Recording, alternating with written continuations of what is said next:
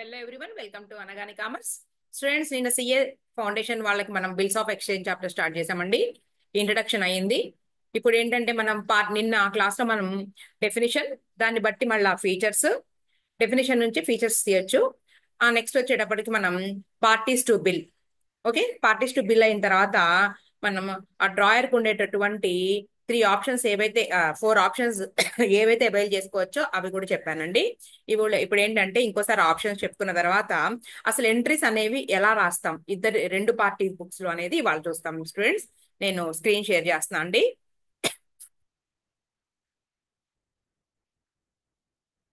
Okay okay అండి, ఇదిగోండి bills of exchange. నిన్న బిల్స్ ఆఫ్ ఎక్స్చేంజ్ డెఫినిషను, తర్వాత ఇట్స్ ఫీచర్స్, తర్వాత 3 పార్టీస్, అంతవరకు అయిపోయిందండి. స్పెసిఫైన్ వన్ కాపీ, తర్వాత the following are examples of foreign bills అంటే ఏంటి. ఓకే, ప్రామిసరీ నోట్ గురించి అసలు మనం ఏం డిస్కస్ చేయలేదండి, నేను తర్వాత చెప్తాను అది. ఓకే అండి, ఇక ఏంటంటే ఎంట్రీస్. ఎంట్రీస్ అనేది మనం ముందు ఇక్కడ కవర్ చేద్దామండి. ఎంట్రీస్ అర్థమైనాయి అంటే మనం వెళ్ళిపోవచ్చు సమ్స్ లోకి. ఇంకేదైనా ఫర్దర్ గా మనకి ఒక్కొక్క పాయింట్ యాడ్ అవుతా ఉంటది అనమాట. జనరల్ గా బేసిక్ ఎంట్రీస్ వస్తే సరిపోతుంది. ఓకే, నిన్న ఏం చెప్పుకున్నాం అండి మనం. ఇదిగోండి, drawer and డ్రాయి and next party ఎవరు అంటే పేయి, ముగ్గురు ఉంటారని చెప్పాము. అయితే బిల్, ఈ 4 ఆప్షన్స్ లో ఏ ఆప్షన్ కూడా అంటే ఏంటి, మనకి ఈ second and third options avail చేసుకోకపోతే పేయి కూడా ఎవరవుతారు అంటే మనకి ఫస్ట్ పార్టీ ఎవరైతే ఉన్నారో వాళ్ళే అవుతారు అనమాట. ఓకే, అంటే ఏంటి, bill retained with the first party, అంటే హోల్డర్ ఆఫ్ ద బిల్ ఎవరు అవ్వాలి అంటే డ్రాయరే అనమాట. అయినప్పుడు ఏంటి అంటే పేయి కూడా అతనే. ఓకే, ఇప్పుడు మనం ఏం చేస్తాము అంటే అసలు ఎంట్రీస్ ఎలా రాసుకుంటాము అనేది ఫస్ట్ ఇంపార్టెంట్ అండి మనకి. మెయిన్ ఎవరెవరి బుక్స్ లో మనకి ఇక్కడ సెల్లర్, గూడ్స్ ఎవరైతే అమ్మారో అతను మనం సెల్లర్ ఆర్ క్రెడిటార్, అవునా, ఆర్ క్రెడిటార్. ఓకే, ఆర్ ఇంకొక పేరు ఇక్కడ మనం బిల్స్ ఆఫ్ ఎక్స్చేంజ్ ఇతన్ని ఏమని చెప్పాము, డ్రాయర్. Okay, clear. ఎవరైతే గూడ్స్ సేల్ చేశాడో అతనే బిల్ రాస్తాడు బిల్స్ ఆఫ్ ఎక్స్చేంజ్ లో. ఇక్కడ ఉన్న party buyer or purchaser or debtor. సంస్థకి డెటార్సే కదండి, సరుకులు కొనుక్కుని డెటార్స్ అవుతారు. Debtors or drawee. ఈ రెండు పార్టీస్ మనకి మెయిన్. గూడ్స్ అమ్మినవాడు, గూడ్స్ కొన్నవాడు. ఓకే, ఇతను బిల్లు డ్రా చేశాడు, ఇతను యాక్సెప్ట్ చేశాడు. యాక్సెప్ట్ చేస్తేనే అది ఏమవుతుంది, బిల్స్ ఆఫ్ ఎక్స్చేంజ్ అవుతుంది, లేదంటే అది డ్రాఫ్ట్ గా మిగిలిపోతుంది. ఓకే, ఎంట్రీస్ చెప్పిన తర్వాత అండి నేను టర్మ్స్, మనకి ఏంటంటే కొన్ని టర్మినాలజీ నేర్చుకోవాలి. Term of the bill, days of grace, maturity date, తర్వాత డ్యూ డేటు, మెచ్యూరిటీ, ఇవన్నీ కూడా నెక్స్ట్ నేను జస్ట్ మీకు బేసిక్ ఐడియా వచ్చిన తర్వాత చెప్తాను. ఫస్ట్ ఏం చేస్తాము అంటే మనం ఎన్ని ఆప్షన్స్ ఉన్నాయండి, డ్రాయింగ్ కాదండి, ఎవరైతే బిల్ వస్తుందో ఇతనికి ఎన్ని ఆప్షన్స్ ఉన్నాయండి, 4 ఆప్షన్స్. ఫస్ట్ ఆప్షన్ ఏం చెప్పాను నేను, bill bill is retained, retained with him. ఎప్పటి వరకు, till maturity date. Till maturity date చెప్తానండి, మెచ్యూరిటీ డేట్ అంటే కూడా. తర్వాత సెకండ్ ఆప్షన్ ఏమి కూడా చేయొచ్చు, రెండోది అంటే ఫండ్స్ జనరేషన్ అన్నాం కదా, ఇమ్మీడియట్ ఫండ్స్ జనరేషన్ కోసము bill is discounted, discounted with the bank, with the bank. ఈ సందర్భంలో holder of the bill bank అనమాట. థర్డ్ కండిషన్ వచ్చేటప్పటికి, థర్డ్ ఆప్షన్ వచ్చేటప్పటికి bill is endorsed, endorsed. Next fourth ఎవరికి అంటే హిజ్ క్రెడిటార్స్, అతని క్రెడిటార్స్ ఎవరైతే ఉన్నారో వాళ్ళకి హిజ్ క్రెడిటార్స్. ఫోర్త్ వన్ వచ్చేటప్పటికి bill sent for collection, bill sent for collection. ఈ 3 ఆప్షన్స్ లో ఏదైనా సరే అవైల్ చేసుకునేటటువంటి ఆపర్చునిటీ ఫస్ట్ పార్టీకి ఉంటుంది. క్లియర్. సరే, ఇప్పుడు నేను ఒక టర్మ్ విన్నారు ఇక్కడ, మెచ్యూరిటీ. ఇలాంటి టర్మ్స్ ఉన్నాయండి, వాటిని ఎక్స్ప్లెయిన్ చేసుకుంటూ వెళదాము. ఒకసారి చూద్దాం, చూడండి. ఇప్పుడు నేను ఏం చెప్పానండి, ఎక్స్ వైకి గూడ్స్ అమ్మాడు. ఏమేమని చెప్పా మనం, ఇదిగోండి, ఎక్స్ సెండ్ గూడ్స్ ఎప్పుడు, on 1/1/2024 X send goods to ఎవరికి Y. Okay, goods send goods to Y ఎన్ని డబ్బులకి అంటే for 3 lakh rupees. For 3 lakh rupees. Okay, మరి పీరియడ్ ఎన్ని నెలలు? ఓకే, ఫస్ట్ ఇంతవరకు అర్థం చేసుకోండి చూడండి. On 1/1/2024 X, right, send goods to Y ఎంత అమౌంట్ కి? For 3 lakh rupees. ఎక్స్ అనేవాడు ఫస్ట్ పార్టీ డ్రాయర్, ఈయన డ్రాయి. ఇంతవరకు క్లియరే కదా మనకి? Clear. Next, on the same day, on the same day consideration గా ఏమి వచ్చింది అంటే on the same day X draws, X drawn a bill for 2 months. Okay, 2 months రాయంగానే ఏం చేశాడు? Y accepted the bill, accepted the same, లేదంటే the same, ఆ బిల్లుని యాక్సెప్ట్ చేశాడు. Right. At the maturity date, at the maturity date Y. నేను ఈ ఎగ్జాంపుల్లోనే మీకు అన్ని పాయింట్స్ ఎక్స్ప్లెయిన్ చేద్దాం అనుకుంటున్నానండి, అందుకని ఎగ్జాంపుల్ తీసుకున్నా. అంటే ఎంట్రీస్ కూడా దీంట్లోనే, మెచ్యూరిటీ డేట్ కూడా దీంట్లోనే, డ్యూ మనకి టర్మ్ ఆఫ్ ది బిల్ కూడా దీంట్లోనే ఎక్స్ప్లెయిన్ చేస్తా. At the maturity date Y honour the bill, honour the bill. ఇది విషయం అండి. ఆనర్ అవ్వచ్చు, డిజానర్ అవ్వచ్చు. నేను జస్ట్ ఆనర్ అని రాశాను అంతే. సరే, ఇప్పుడు మీకు రెండు తెలిసిన ఏంటి? Drawer and డ్రాయి. బిల్లు రాసినటువంటి డేట్ ఏదైతే ఉందో అదేంటి అంటే 1/1/2024 బిల్లు రాశారు. ఆ బిల్లు రాయంగానే అదే రోజు యాక్సెప్ట్ చేస్తే కనుక ఆ బిల్ అనేది రన్ అంటే ఏంటి? బిల్ అనేది స్టార్ట్ అవుతుందండి. ఆ బిల్లు యొక్క గడువు స్టార్ట్ అవుతుంది. ఆ గడువుని ఏమంటున్నారు అంటే ఇక్కడ మనకి term of a bill, term of a bill, bill యొక్క గడువు. రైట్. అంటే డేట్, ఏ డేట్ నైతే రాశారో, ఏ డేట్ నైతే యాక్సెప్ట్ చేసినటువంటి డేట్ ఏదైతే ఉందో అక్కడ నుంచి బిల్లు యొక్క గడువు అనేది లెక్కిస్తాం మొదలవుతుంది. ఇక్కడ ఎన్ని నెలలండి మనకి? Term of the bill 2 months. 2 months. ఓకేనా? 2 months. అది ఎప్పుడు కూడా ఏంటి అంటే జస్ట్ మనకి 90 days ఉంటుంది. 90 days ని మించకుండా ఉండాలి, ఇది రూల్. ఓకే, 90 రోజులు మించకుండా ఉండాలి. ఇక్కడ మన లెక్కలో 2 days, 2 months. క్లియర్. టర్మ్ అంటే అదనమాట, ఈ 2 నెలలు అనేది గడువు. రైట్. నెక్స్ట్ మనకి డ్యూ డేట్.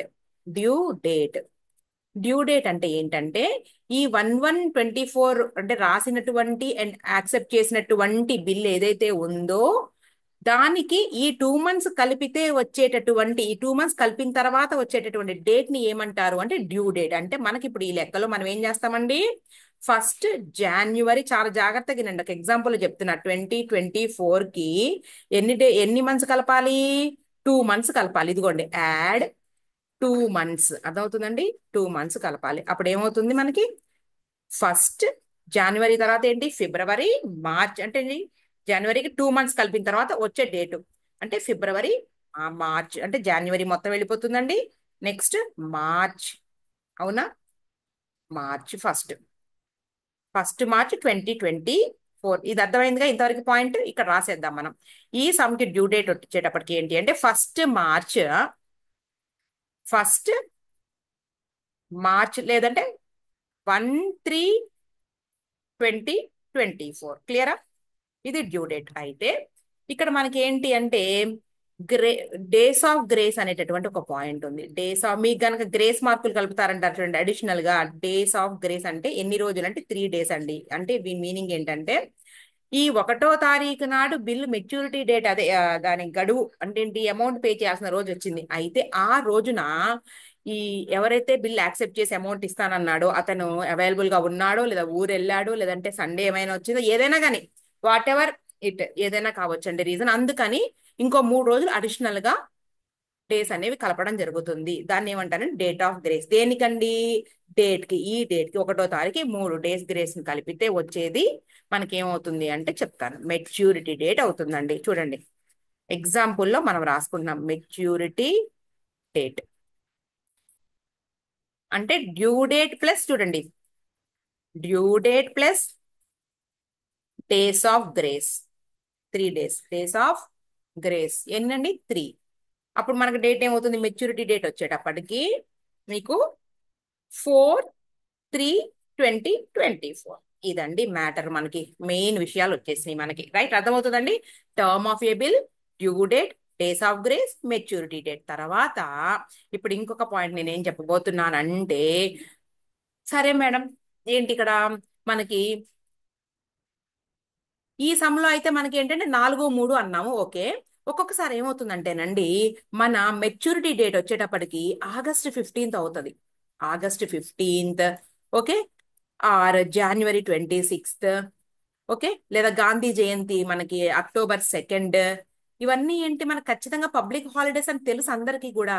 ఇలాంటి డేట్ కనుక అంటే ఏంటి, ఈ మెచ్యూరిటీ డేట్ ఏదైతే ఉందో అది గనక పబ్లిక్ హాలిడే అయితే ఏంటండి పరిస్థితి, మనకు అసలు బ్యాంకులు సెలవు దినం కదండి. అప్పుడు ఏంటంటే ఆటోమేటిక్ గా దాని ప్రిసైడింగ్ డే ఏదైతే ఉందో 14th, January 26th అయితే January 25th, October 2nd అంటే October 1st, ఇలా అవుతుందండి. క్లియర్?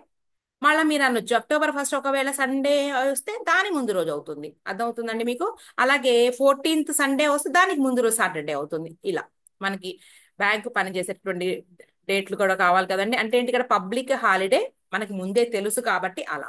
సరే, ఇంకొక విషయం, ఇప్పుడు ఈ 4వ తారీఖు ఏదైతే ఉందో, ఈ 4వ తారీఖు ఏదో ఎమర్జెన్సీ హాలిడే అయిందండి, ఏదో బంద్ వచ్చింది, ఎమర్జెన్సీ తెలియలా, ఎమర్జెన్సీ హాలిడే అయిందనుకో, అప్పుడు ఏంటి పరిస్థితి అంటే దాని ఫాలోయింగ్ డే అంటే దాని నెక్స్ట్ డే 5th అవుతుంది. ఇంతే, ఇది గుర్తుపెట్టుకుంటే చాలు మీరు, సింపుల్ పాయింట్, రైట్? ఇంతవరకు తెలుసుకుంటే మనకి ప్రైమరీగా సరిపోతుంది. ఇప్పుడు మనం ఏంటంటే ఎంట్రీస్ లోకి వెళ్ళిపోవచ్చు. ఓకే, ఇదిగోండి ఏమని చెప్పాను, ఈ 4 ఆప్షన్స్ ఒకటి తెలుసుకున్నారు కదా మీరు. Bill is retained with him అలా ఉన్నప్పుడు ఎంట్రీస్ ఎలా ఉంటాయి, bill is discounted with the bank అన్నప్పుడు ఎలా ఉంటాయి, బిల్ ఈజ్ ఎండోస్డ్ లేదా బిల్ సెంట్ ఫర్ కలెక్షన్.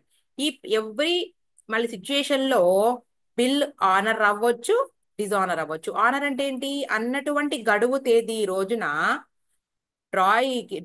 బిల్లుని బిల్ అమౌంట్ పే చేస్తేనేమో ఆ బిల్లును ఆనర్ చేసినట్టు, లేదంటే కనుక డిజానర్ అయినట్టు. అలా ప్రతి దాంట్లో కూడా honour or dishonour, honour or dishonour, మళ్ళీ దీనికి ఎంట్రీస్ మనం సెపరేట్ గా రాసుకోవాలి.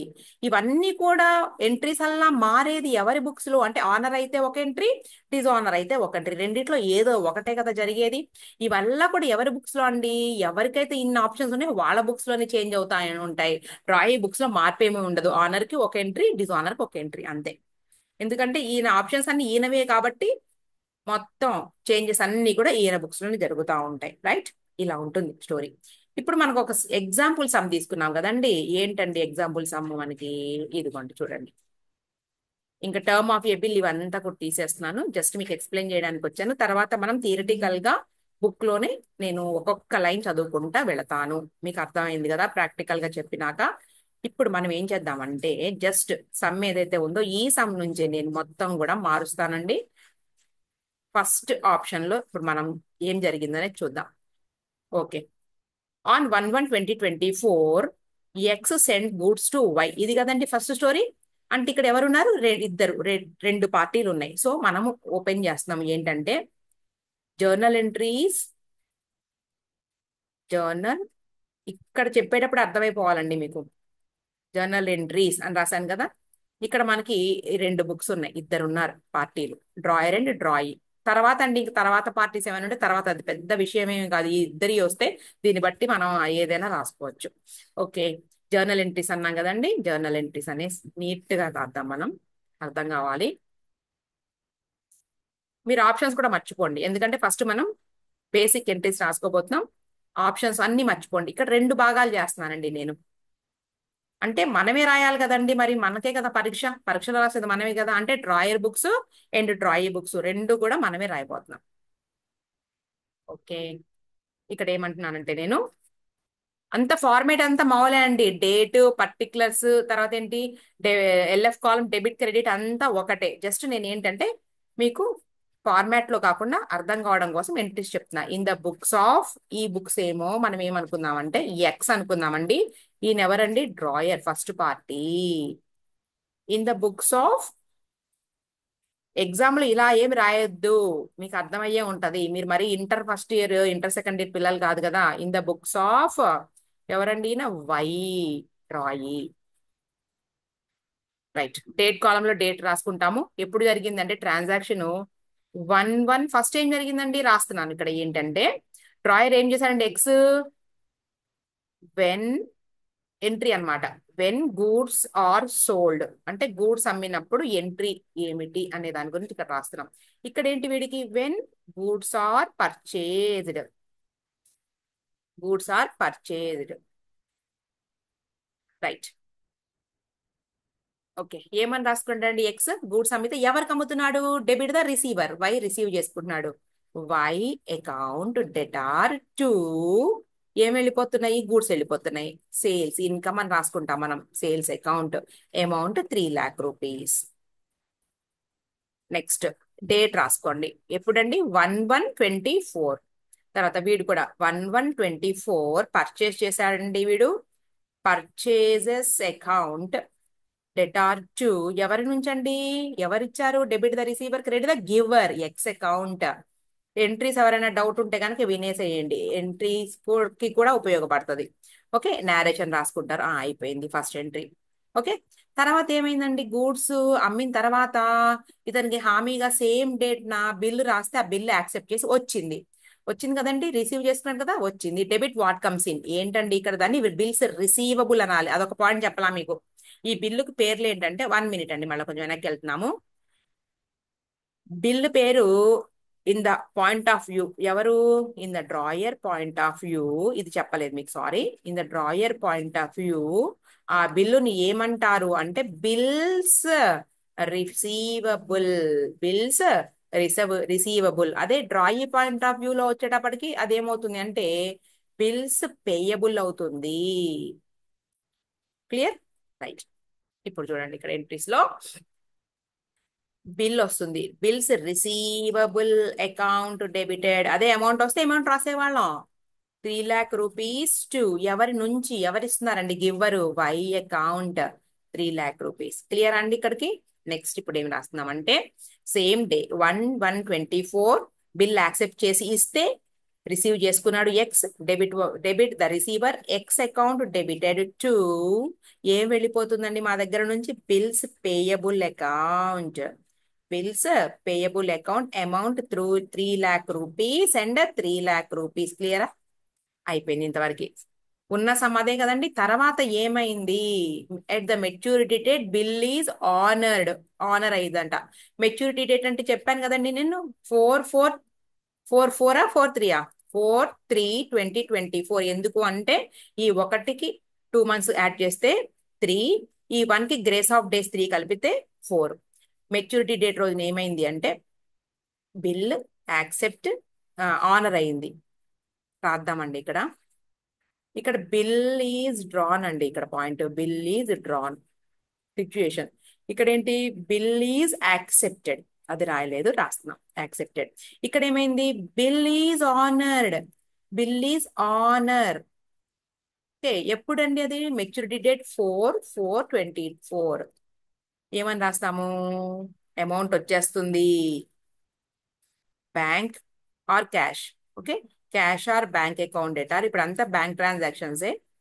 బ్యాంక్ అకౌంట్ డెటార్ టు, డబ్బులు వచ్చేసినాయి. ఏం వెళ్ళిపోవాలి? ఇందాక వచ్చినటువంటి బిల్ ఏదైతే వచ్చిందో ఆ బిల్లు వెళ్ళిపోతుంది. Bills receivable account. ఇదండి ఆనర్ అయితే.